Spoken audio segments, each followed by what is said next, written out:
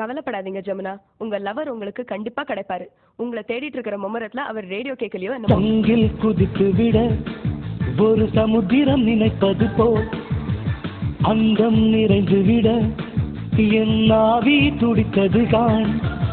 தேடி கிடைப்பதில்லை என்று தெரிந்த ஒரு பொருளை தேடி பார்ப்பதென்று மெய் தேடல் தொடங்கியதே. வாழ்ந்த வாழ்வனுக்கும் வாழும் நாட்களுக்கும் பொருளே நீதான் உயிரே வாராய்.